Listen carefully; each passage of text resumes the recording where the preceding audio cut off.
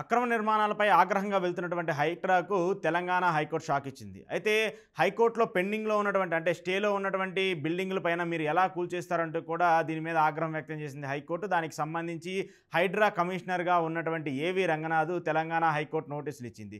ఈ నెల 30న అంటే సోమవారం నాడు ఉదయం 10:30 గంటలకు వర్చువల్‌గా లేదంటే కోర్టు పరంగా గాని వచ్చి హాజరు కావాలని చెప్పేసేసి కూడా హైకోర్టు తెలిపింది. దీనికి సంబంధించి రంగనాథ్ ఈ విచారణకు హాజరవుతారా లేదా అనేది మాత్రం తెలియాల్సి ఉంది. అయితే ఇటీవల అమీన్పూర్కి సంబంధించి అక్కడ ఉన్నటువంటి ఒక అక్రమ నిర్మాణాన్ని కూల్చేశామని చెప్పేసి హైడ్రా చెప్పింది. వాళ్ళకి ముందుగానే నోటీసులు ఇచ్చిన తర్వాతే మేము కూల్చేశామని చెప్పేసి హైడ్రా చెప్తుంది. అయితే ఈ నేపథ్యంలో హైకోర్టులో స్టే ఉన్నటువంటి ఇంటికి సంబంధించి బాధితుడు కోర్టుకు వెళ్ళాడు. హైకోర్టులో స్టే ఉండంగానే ప్రభుత్వం పట్టించుకోకుండా హైడ్రా పట్టించుకోకుండా దాన్ని కూల్చేసిందని చెప్పేసి కూడా హైకోర్టుకు తెలిపారు. హైకోర్టుకు తెలిపినటువంటి నేపథ్యంలో ఆ కేసు పైన పూర్తిగా విచారించినటువంటి కోర్టు దీనికి సంబంధించి ఏవి రంగనాథ్కి నోటీసులు ఇచ్చింది. ఎలా కూలుస్తారు, హైకోర్టులో స్టేలో ఉన్నటువంటి దీనికి సంబంధించి మీరు ఎలా నోటీసులు ఇవ్వకుండా నోటీసులు ఇచ్చిన తర్వాత కూడా దీన్ని స్టే ఉన్నటువంటి అంశాన్ని తెలిసి కూడా మీరు ఎలా కూల్చేస్తారంటే కూడా ఏవి రంగనాథ్ ప్రశ్నించడంతో ఆయన కోర్టులో విచారణకు హాజరు కావాలని చెప్పేసి కూడా చెప్తుంది. అయితే హైడ్రాకి సంబంధించి కూడా మనం కూడా చూస్తూ వచ్చాం. గత కొంతకాలంగా పేదలకు సంబంధించిన ఇల్లు కానివ్వండి, పెద్దలకు సంబంధించిన ఇల్లును కానివ్వండి, అక్రమంగా ఏమన్నా కానివ్వండి, బఫర్ జోన్లో ఉన్నటువంటి ప్రాంతాలన్నింటిలో కూడా ముందుగానే నోటీసులు ఇచ్చి వాటిని కూల్చేస్తున్నామంటూ కూడా హైడ్రా చెప్పుకొచ్చింది. అయితే తాజాగా కొంతమంది పెద్దలకు సంబంధించి ఉన్న వాళ్ళు ఎవరైతే ఉన్నారో వాళ్ళందరూ కూడా హైడ్రాకి సంబంధించి ఏవైతే నోటీసులు ఇచ్చారో వాళ్ళందరూ కూడా హైకోర్టుకు వెళ్ళి హైకోర్టులో దానికి సంబంధించిన పిటిషన్ వేసి అక్కడ స్టే తెచ్చుకొని హైడ్రాకి చూపించి వాళ్ళు ఎస్కేప్ అవుతున్నటువంటి పరిస్థితి కూడా మనం చూస్తున్నాం. దీనికి సంబంధించి ఏదైతే దుర్గం చెరువుకు సంబంధించినటువంటి ప్రాంతాల్లో ఇల్లు కానివ్వండి, అలాగే కోమటి చెరువుకు సంబంధించి ఉన్నటువంటి ఏరియాలో ఉన్నటువంటి నివాసాలు కానివ్వండి, అలాగే రేవంత్ రెడ్డి సోదరుకి సంబంధించి తిరుపతి రెడ్డికి సంబంధించి ఆయన ఇల్లు కూడా బఫర్ జోన్లో ఉంది. ఆయన ఇల్లు కూడా కూల్చాలని చెప్పేసి ఏదైతే చెప్పారో దానికి సంబంధించి ఆయన హైకోర్టుకు వెళ్ళి స్టే తెచ్చుకున్నారు. సో ఇలాంటి పెద్దలందరూ కూడా హైకోర్టుకు వెళ్ళి స్టేలు తెచ్చుకున్నటువంటి నేపథ్యంలో సామాన్యులకు సంబంధించి వాళ్ళు స్టేలు తెచ్చుకునేటువంటి పరిస్థితి లేకపోవడము, సామాన్యులకు సంబంధించి వాళ్ళు నోటీసులు ఇచ్చిన వెంటనే ఖాళీ చేయకుండా అక్కడే ఇళ్లల్లో ఉండిపోవడము, వాళ్ళ కళ్ళెదురుగానే ఎంతో చిరకాలంగా కట్టించుకున్నటువంటి ఇల్లుని కూల్చేయడం, ఇవన్నీ చూస్తూ కూడా వాళ్ళు రోధిస్తున్నటువంటి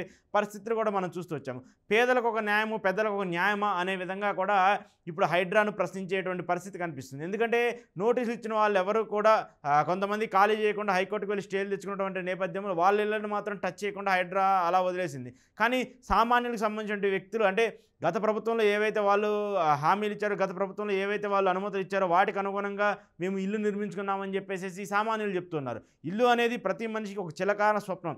దానికి సంబంధించి వాళ్ళు ఎంతో కష్టపడి ఆ ఇంటిని నిర్మించుకుంటారు. అంటే అప్పుడున్నటువంటి బిల్డర్స్, అప్పుడున్నటువంటి ల్యాండ్ అమ్మిన వాళ్ళు వాళ్ళకి తెలియక కొంత ఫేక్ డాక్యుమెంట్లు పెట్టి ఫేక్ నోటీసులు ఇచ్చి దానికి సంబంధించి వాళ్ళకి ఇల్లు అక్రమంగా ఇల్లు విక్రయించడమో లేదంటే ఇంటికి సంబంధించి నోటీసులు ఇవ్వడమో కూడా జరుగుతూ ఉంటాయి. కానీ ఇలాంటి నేపథ్యంలో వాటికి సంబంధించి వాళ్ళకి పునరావాసం కల్పించకుండా అక్కడి నుంచి వాళ్ళు పంపించేయకుండా అక్కడే ఉంచి వాళ్ళని పక్కకే నెట్టేసి వాటి మీద బుల్డోజర్లు పెట్టి ఆ ఇళ్ళ మీద కూల్చేయడం అనేది సామాన్యులకు మాత్రం ఇది ఇబ్బందికర పరిస్థితిగా మాట్లాడుతూ వస్తుంది. అయితే ముఖ్యంగా పెద్దలకు సంబంధించిన అంశం ఏదైతే ఉందో వాటికి సంబంధించి హైకోర్టులో స్టేలు ఉన్నప్పటికీ కూడా వాటిని మాత్రం టచ్ చేయకూడదని చెప్పేసి మీరు ఎలా అయితే భావించారో, మరి అమీన్పూర్లో ఆల్రెడీ హైడ్రాకి సంబంధించి మీరు నోటీసులు ఇచ్చారు. దానికి సంబంధించి హైకోర్టులో కేసు నడుస్తుంది. దాని మీద స్టే ఉంది. స్టే ఆర్డర్ ఇచ్చినప్పటికీ కూడా మీరు దీన్ని ఎలా కూలుస్తారంటూ కూడా హైకోర్టు హైడ్రా మీద ఆగ్రహం వ్యక్తం చేసింది. రంగనాథ్ మీద కూడా ఆగ్రహం వ్యక్తం చేసింది. వెంటనే దీనికి సంబంధించి ఎందుకు మీరు దీన్ని కూల్చారు, హైకోర్టులో స్టే ఉండగానే మీరు దీనికి ఎందుకు కూల్చాల్సి వచ్చింది అనే దాని మీద కూడా మీరు ఖచ్చితంగా వివరణ ఇవ్వాలని చెప్పేసి కూడా ఏవి రంగనాథ్కు హైకోర్టు నోటీసులు ఇచ్చింది. మరి సోమవారం 10:30 గంటలకు కోర్టుకు వచ్చి వర్చువల్గా లేదా కోర్టుకైనా వచ్చి దీనికి సంబంధించి సమాధానం ఇవ్వాలని చెప్పేసి కూడా కోర్టు కోరిన పరిస్థితిని కూడా మనం చూస్తున్నాం. మరి దీనికి సంబంధించి రంగనాథ్ కోర్టుకు వచ్చి ఎందుకు దాన్ని కూల్చాల్సి వచ్చింది, స్టే ఉన్నప్పటికీ కూడా కూల్చాల్సడానికి కావాల్సినటువంటి పరిస్థితులు ఏంటి అనే దానిపైన కూడా వివరణ ఇవ్వాల్సిన బాధ్యత ఉంది. మరి దానికి సంబంధించి రంగనాథ్ వివరణ ఇస్తారా లేదా అనేది మాత్రం తెలియాల్సి ఉంది. ఏది ఏమైనప్పటికీ హైడ్రాకి సంబంధించినటువంటి అంశం పైన చాలా భిన్నాభిప్రాయాలు వస్తున్నాయి. సామాన్యుల దగ్గర నుంచి హైడ్రాకి సంబంధించి చాలా వ్యతిరేకత వస్తున్నప్పటికీ కూడా ప్రభుత్వం మాత్రం వాటిని ఏమీ పట్టించుకోవట్లేదు. అక్రమ నిర్మాణాలు ఎక్కడైతే జరిగాయో అక్రమ నిర్మాణాలు జరిగిన ప్రతి ప్రాంతంలో కూడా అక్కడ పెద్దలున్నా, పేదలున్నా, సామాన్యులున్నా ఎవరున్నా సరే వాటన్నిటినీ కూడా కూల్చేస్తామంటూ కూడా చెప్తూ వస్తున్నారు. మరి దీనికి సంబంధించి రేపు రంగనాథ్ హైకోర్టులో ఏం సమాధానం చెప్తారు, మరి రేవంత్ సర్కార్ దీనికి సంబంధించి పేదల ఇష్యూ పైన ఏమైనా స్టాండ్ మార్చుకుంటారో, వాళ్ళకి సంబంధించి వేరే చోట పునరావాసం ఏమైనా కల్పించిన తర్వాత వీటిని కూలుస్తారనేది మాత్రం తెలియాల్సి ఉంది.